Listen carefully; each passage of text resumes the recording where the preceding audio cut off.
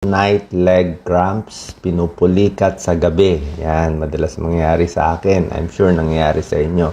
So, ano dahilan nito? Seryoso ba to? Ano ba bantayan natin? Anong mga lunas? Karamihan ng pulikat po sa gabi ay harmless naman. Hindi naman delikado. Konting stretch lang, konting masahe lang, dapat aayos na tayo. Pero kung yung pulikat mo, tuloy-tuloy, pag sobrang sakit, tapos minsan hindi ka na makatulog sa pulikat o nanghihina na, namamagana yung paa o namamanhid na, titingnan natin, baka may ibang problema pa bukod sa ordinaryong pulikat. So, sino ba mga pinupulikat? Minsan, pa nagkakaedad tayo, 50 and above, mas madalas pinupulikat. Ano ang mga causes? Number 1, napagod yung muscle natin sa binti. Kadalasan binti ang pinupulikat. Baka dami mo nilakad, dami mong in-exercise, baka matagal ka nakatayo o matagal nakapirmi, matagal nakaupo, matagal nakatayo, tumitigas yung binti mo, hindi ka naka-stretch. Yan ang one cause niyan. Pangalawa, pwedeng dehydrated ka, baka kulang ka sa tubig. Mga dehydrated, pag kulang sa tubig, nahihirapan yung muscle, pinupulikat. Number 3, yan na nga. Next naman, baka minsan kulang ka lang sa stretch. Hindi mo na i-stretch yung paa mo sa gabi. Baka tumitigas na yan. Baka may mga litid na tumitigas yan. Number 4, baka kulang ka sa mineral. Baka mababa ang potassium, calcium o magnesium. Pwede mo daanin sa saging, pwede sa multivitamin, o baka pinapawisan ka masyado kaya naubusan ng mga sodium, potassium. Possible din yon. Number 5, pwedeng flat feet. Katulad ko yung paa na dapat may arch ang paa natin. Mas flat ang paa natin, mas tabingi, mas masakit. Kailangan naka-rubber shoes yun. So, ito yung mga kadalasan kulang sa stretch, napagod, kulang sa tubig. Yan ang common. Pero meron ding mga dahilan na mga sakit na kailangan natin bantayan. Baka may sakit pala tayong binabantayan. Ano po ang mga ito? Tulad ng yan, pwedeng diabetes. Oo, yung mga may mga diabetic, mas pinupulikat din sila. Kaya papacheck nyo rin blood sugar nyo. Number 7, pwedeng hypothyroid. May thyroid problem.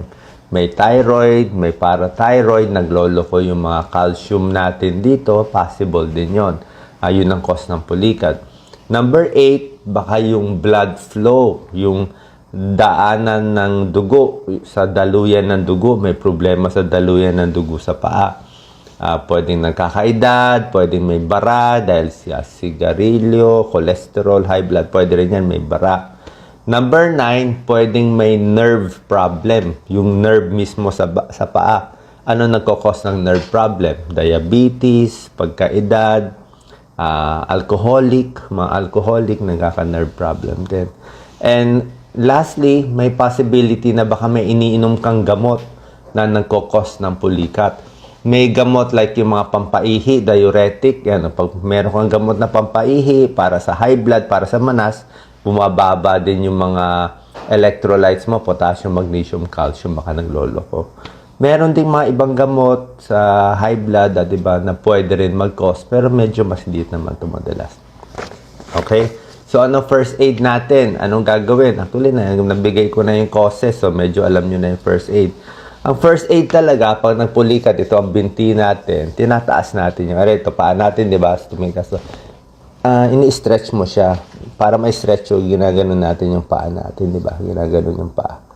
Yan. Pag ako pinulikat sa gabi, sisigaw tayo, hingi tayo ng tulong kay Doc Lisa. Siya na taga-taas ng paa. Ako mabilis ng mga 10 to 15 seconds. Akin din, pag nalalamigan yung paa ko, yung minsan may aircon, nalamigan yung paa.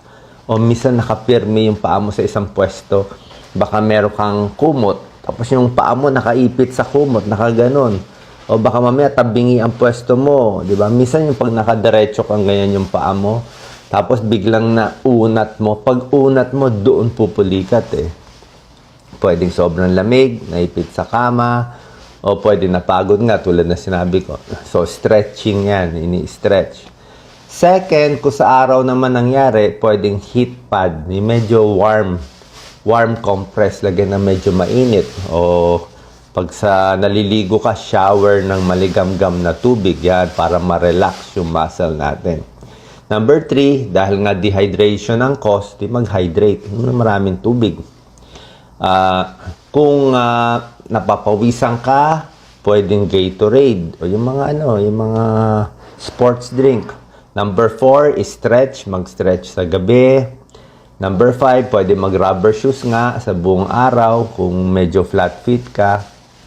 Number 6, yun na nga, iluwag-luwag yung bedsheet, wag iipitin. Number 7, pwede ka mag-vitamins. Pwede mag-saging, mag-multivitamin para hindi bumagsak yung mga electrolytes mo. And number 8, pwede imasahe. Imasahe yung... Kailangan minamassage kasi talaga yung katawan, yung paa, yung binti. Baka tumitigas na. Tumitigas sa kakalakad, sobrang pagod. So, massage, stretch, tamang exercise, tapos tamang diet. Dapat yung diet natin may sustansya. Baka wala tayong sustansya, pagod na pagod tayo, kulang sa protina. Tapos yun na nga, mga multivitamins, mga minerals tulad ng calcium, potassium, magnesium, wag din matutuyuan yung katawan natin masyado. Kaya inom na maraming tubig. Sana nakatulong tong tips natin para malunasan ang pulikat. At kung yun na nga, mga possibility na ng ibang sakit, pag hindi gumagaling, magpapacheck up tayo sa doktor. Salamat po.